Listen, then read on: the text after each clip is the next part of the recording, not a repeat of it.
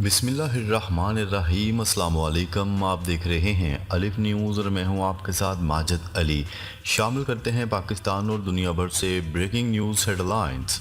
रूस और चीन के दरमियान स्ट्रेटजिक शराकत दारी की दस्तावेज़ात पर दस्तखत। मीडिया रिपोर्ट्स के मुताबिक बाहमी स्ट्रेटजिक शराकत दारी की दस्तावेज़ात पर बीजिंग में चीन और रूस के सदरों ने दस्तखत किए। याद रहे कि रूस के सदर व्लादिमीर पुतिन 2 रोज़ा सरकारी दौरे पर चीन के दारुल हुकूमत बीजिंग पहुंचे हैं। बीजिंग से मौसूला रिपोर्टों में बताया गया है कि दोनों मुल्कों के सदरों शी जिनपिंग और व्लादिमीर पुतिन ने एक साथ मिलकर काम करने के अहद का ऐलान भी किया। चीन के सदर शी जिनपिंग ने इस मौका पर कहा कि चीन हमेशा रूस का अच्छा पड़ोसी, दोस्त और हलीफ रहेगा।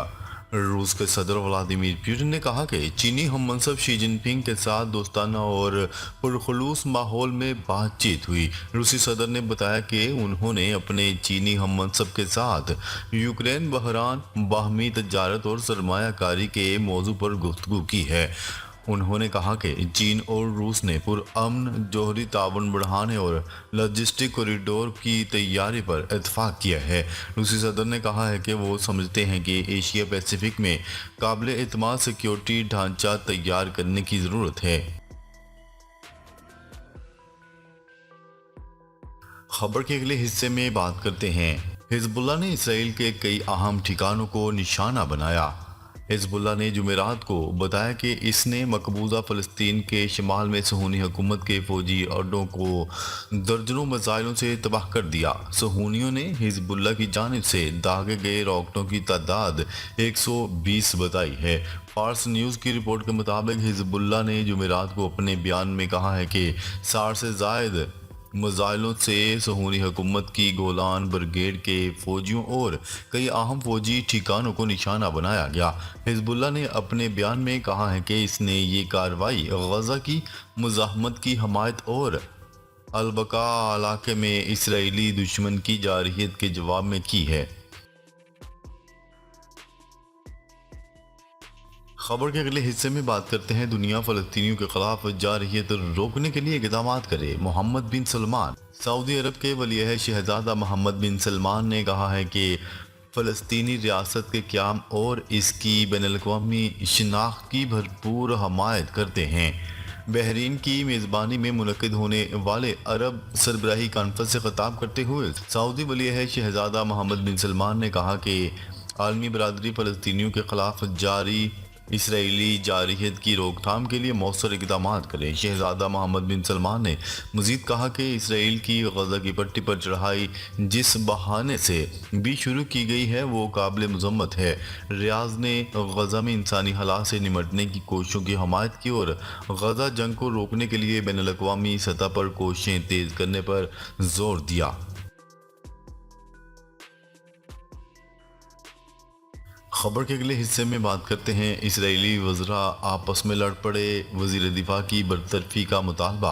इसराइली कौमी सलामती के वज़ीर ने वज़ीर दिफा को हटाने का मुतालबा कर दिया।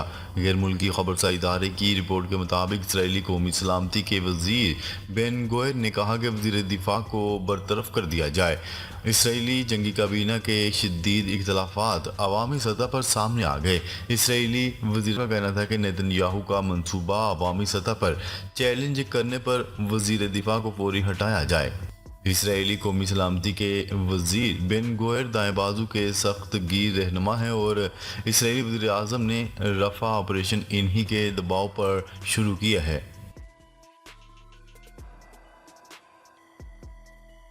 खबर के अगले हिस्से में बात करते हैं। अरब लीग का फ़लस्तीनी इलाकों में बैनुल-अक़वामी अमन फ़ौज तैनात करने का मुतालबा। बहरीन के दारुल हुकूमत मनामा में मुनक़िद अरब लीग के इजलास में मुतालबा किया गया है कि 2 रियासती हल पर अमल दरामद तक फ़लस्तीनी इलाकों में बैनुल-अक़वामी अमन फ़ौज तैनात की जाए। अरब लीग के 33वें सरबराही इजलास के आलामिया में मुतालबा किया गया है कि इसराइल गजा की पट्टी में जंग फौरी ख़त्म करे और इसराइली फोर्सेज मुकम्मल तौर पर गजा की पट्टी से इनखला करें। आलामिया में कहा गया है कि 2 रियासती हल को अमली जामा पहनाने की जिम्मेदारी सलामती कौंसिल पर है। 2 रियासती हल पर عمل درآمد تک فلسطینی علاقوں میں بین الاقوامی امن فوج تعینات کی جائے گی۔ اعلامیے میں کہا گیا ہے کہ فلسطینیوں کی ان کی اپنی سرزمین سے جبری بے دخلی کی اسرائیلی کوششیں ناقابل قبول ہیں۔ اجلاس سے خطاب کرتے ہوئے شاہ بحرین نے مشرق وسطیٰ میں قیام امن کے لیے بین الاقوامی کانفرنس بلانے کا مطالبہ کیا۔ ان کا کہنا تھا کہ فلسطینیوں کو جائز حقوق، امن اور آزادی سے محروم کرنے کی کوشش کی جا رہی ہے۔ فلسطینی ریاست کو تسلیم کرتے ہوئے اقوام متحدہ میں مکمل رکنیت کی حمایت کرتے ہیں۔ شاہ بحرین نے کہا کہ فلسطینیوں کو بدترین صورتحال سے نکالنے کے لیے بین الاقوامی موقف کی ضرورت ہے۔ خبر کے اگلے حصے میں بات کرتے ہیں اسرائیل کے خلاف آواز اٹھانے پر فلسطین کے حمایتی گروپ پر جرمنی میں پابندی۔ جرمنی میں اسرائیل کی جارحیت کے خلاف آواز بلند کرنے پر ایک فلسطینی کی حمایت گروپ پر پابندی عائد کر دی گئی۔ غیر ملکی میڈیا کی رپورٹس کے مطابق جرمن حکام نے اسرائیل کو اسلحہ فراہم کرنے کے خلاف آواز بلند کرنے، فلسطینیوں اور فلسطینی مزاحمتی تحریک حماس کی حمایت کرنے کا الزام لگا کر فلسطینی گروپ پر جرمنی میں پابندی عائد کر دی۔ جرمن پولیس نے فلسطینیوں کے حق میں رائے رکھنے اور اسرائیل کو جنگ کے لیے اسلحہ نہ دینے کا مطالبہ کرنے والے گروپ کے ارکان سے آلات، دستاویزات برآمد کرنے کے لیے عملات پر چھاپے مارے ہیں۔ لگ بھگ 50 پولیس افسران نے شمالی مغربی ریاست میں چھاپے مار کر جائیدادوں کی تلاشی لی۔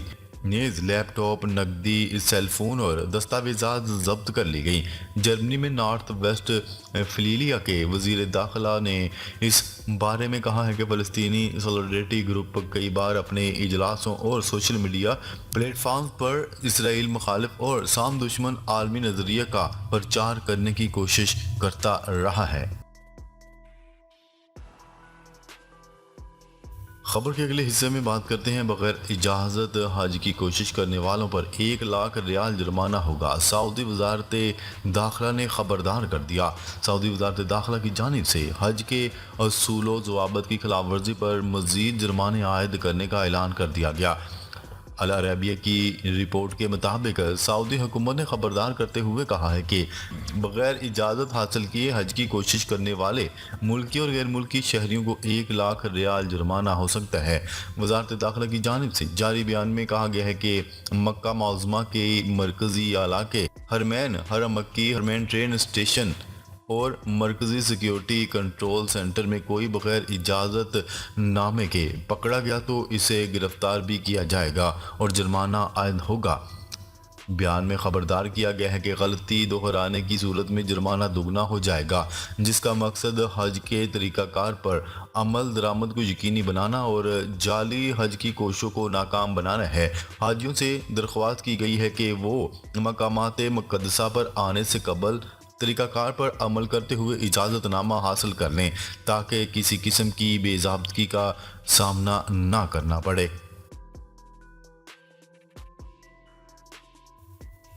خبر کے اگلے حصے میں بات کرتے ہیں وزیر اعظم شہباز شریف جون میں 4 روزہ دورے پر چین جائیں گے۔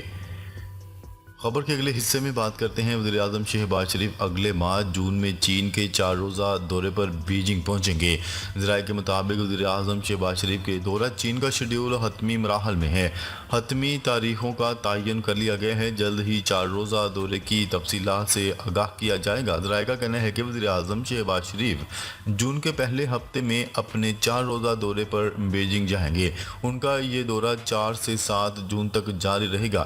شہباز شریف کا وزیر اعظم بننے کے بعد چین کا یہ پہلا دورہ ہوگا۔ اعلیٰ سفارتی ذرائع نے بتایا ہے کہ اس دورے کی تیاریاں شروع کر دی گئی ہیں اور امکان ہے کہ ان کے اس دورے میں تاجروں کا ایک بہت بڑا وفد بھی ان کے ساتھ روانہ ہوگا۔ وزیر اعظم کو اس دورے کی دعوت چینی صدر شی جن پنگ نے دی تھی۔ کیا رہے کہ نائب وزیر اعظم اور وزیر خارجہ اسحاق ڈار پہلے ہی اپنا پہلا چین کا 4 روزہ دورہ کر کے وطن واپس آ گئے ہیں۔ انہوں نے وہاں چینی قیادت کے ساتھ مذاکرات کیے اور 5ویں اسٹریٹجک ڈائیلاگ میں شرکت کی۔ اس موقع پر اسحاق ڈار نے چین کے ایگزیکٹو وائس وزیر اعظم اور ہم منصب وانگ ای سے بھی ملاقات کی۔ ناظرین، اب تک کے لیے اتنا ہی۔ مزید خبریں لے کر بہت جلد آپ کی خدمت میں حاضر ہوں گے۔ تب تک کے لیے اپنا خیال رکھیے گا۔ اللہ نگہبان۔